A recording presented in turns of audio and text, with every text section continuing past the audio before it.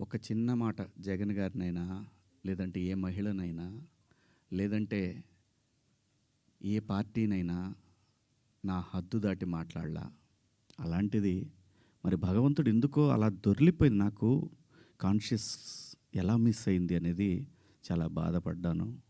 నాకు తెలుసు బయటికి రాగానే గెస్ట్‌తో అన్నా, "అబ్బాయ్ దొర్లేసానన్నా."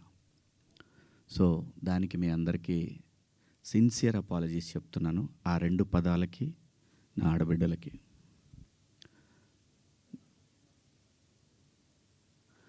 ఇక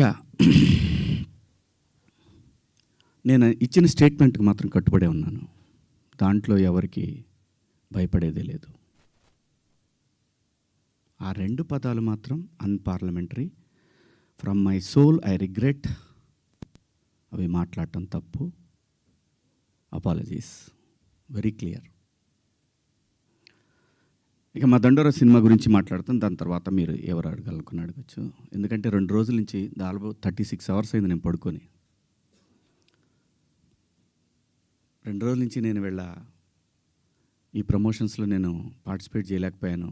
ఓ ప్రొడ్యూసర్ నమ్మి మన మీద సినిమా ఇచ్చి ఖర్చు పెట్టాడు, రాలేకపోయాను. అంటే నాలోనే అంతర్మదనం.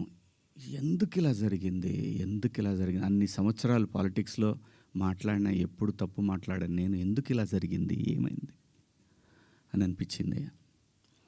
సో అందుకే రాలేకపోయాను. సో రేపు రిలీజ్ అవుతా ఉంది కాబట్టి ఖచ్చితంగా మాట్లాడాలి. ప్రొడ్యూసర్ గారితో చెప్పి, సార్ నేను సినిమా ప్రమోషన్కి వస్తానని చెప్పి ఈ ప్రెస్ మీట్ అంటే ఆయన అన్నారు, ఎందుకులేండి అనవసరంగా మళ్ళీ కాంట్రవర్సీ అవుతుంది.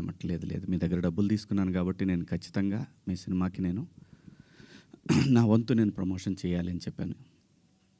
అలా రేపు 25వ తారీఖు క్రిస్మస్ నాడు రిలీజ్ అవుతుంది ప్రపంచవ్యాప్తంగా ఈ సినిమా.